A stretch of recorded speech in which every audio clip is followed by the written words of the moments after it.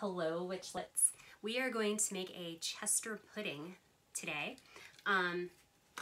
So I've already got a lot of stuff going on here because I needed to separate the egg yolks from the egg whites and a whole bunch of other stuff. And so, happy quarantine day. I don't even know anymore. So what we have going on here, you'll need 6 eggs separated, the yolks from the whites. Very important to keep the whites as pure as possible because you're going to actually whip those into a meringue later. And then into your 6 egg yolks, you are going to put the zest of 1 medium-sized lemon, so a lemon about that size or so, and the juice of 1 medium-sized lemon as well. So you're gonna mix those 2 things together, and then from there we're gonna start adding stuff. You can kind of sort of see that my cookbook is over here. This is from the Hobbit cookbook. Definitely recommend it. It's got some fun recipes and they're all pretty simple to follow. Now I'm cheating with this. I'm not making my own short crust. Instead, we have one that we bought from the store. Gluten-free, perfect. I don't have to worry about it and stress over it, so I'm happy. Now, 6 yolks, the zest of 1 medium lemon, the juice of 1 medium lemon. To that, we are going to add 1/3 cup of granulated sugar and 3/4 cup of softened butter.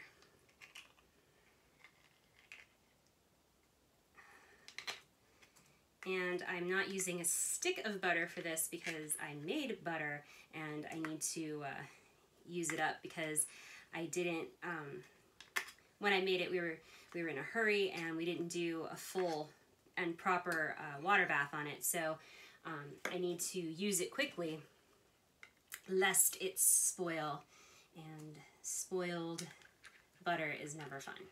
So hence all the measuring cups here. And I have a feeling that this bowl is not gonna do it for me, but we're gonna try anyway.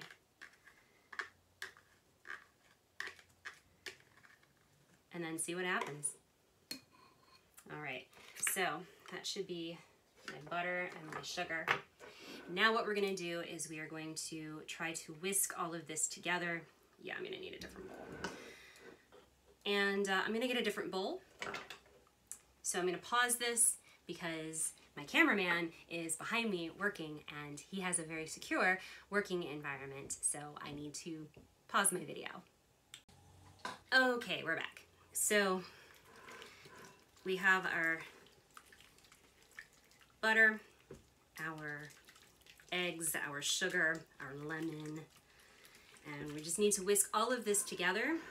Move this so you can see it. There we go. Whisk all of this together until it is relatively smooth, which for me is probably going to take a bit. So I need to reframe anyway because where we're going from here is over to the stove to turn this into kind of a lemon curd without it actually being actual lemon curd. So you're gonna need a double boiler for the next part, or a makeshift double boiler, which is what I have, and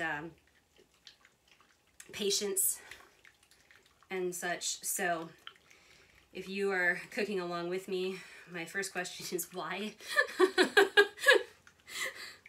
But if you are attempting to cook along with me, my apologies, and you'll want to get your double boiler ready for the next part. So we'll be back. Okay, so I have a makeshift double boiler going here, and I have a semi-smooth mixture. So what you're going to do is you are going to put your mixture into your double boiler here, and you're going to keep whisking the egg, sugar, and lemon mixture for approximately 3 minutes. I will go ahead and set a timer on my wrist so that I can do that. And you want to keep it moving, and you don't want it to touch the water that's in the bottom part of your double boiler. You're not trying to cook the eggs, you're just trying to get your mixture nice and smooth so that you can pour it into your pie crust before you bake it.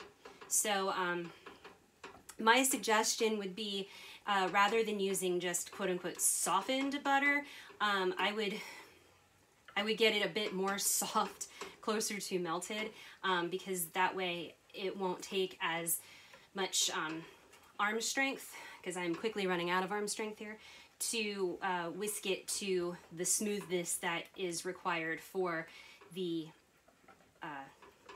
custard, essentially. Basically what you're making is lemon curd. And my lemon curd is notorious for being chunky with cooked cooked egg yolk in it. So we'll see how this goes. There's actually a really cool recipe for making lemon curd in the Instant Pot, and even then I still needed to strain mine to get all the chunks of cooked egg out of it. So it's a thing that happens. You know, lemon curd is one of my favorite things, but I am not necessarily the best at making it. So anyway, as you can see, this is very smooth looking, at least for now. And you just want to keep on keeping on with it here to get it to the consistency that you need. It'll take about 3 to 4 minutes, and then once that happens, then you pour it into your pie crust and you will bake it. So your oven should be at 400 degrees. I know mine says 450 degrees. That's because my oven is 50 degrees off. So it is preheated, it is ready to go. And once we get this done to what we need, I will reframe and we will pour it into our pie crust and stick it in the oven. And then we will come back and do the meringue, which I am not really looking forward to because I'm not very good with meringue either.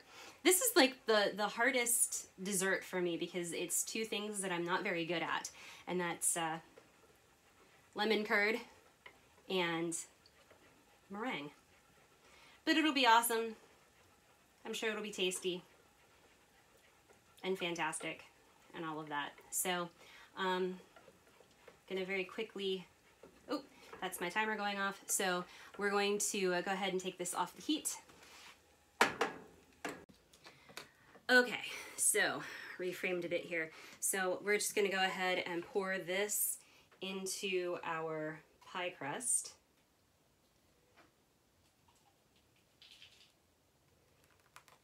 Just like that.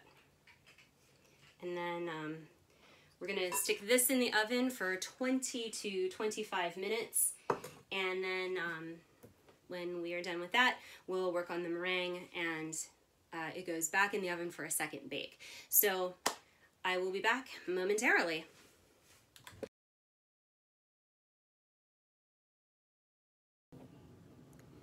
So apparently my phone storage was full, so we cut off in the middle of the last part of what I was trying to film, but that's okay because it didn't work out anyway. I don't have meringue, so we're just gonna put some whipped cream on it later and just call it a lemon curd tart instead of a Chester pudding. So anyway, I guess at this point, if you liked what you saw, go ahead and give me a thumbs up.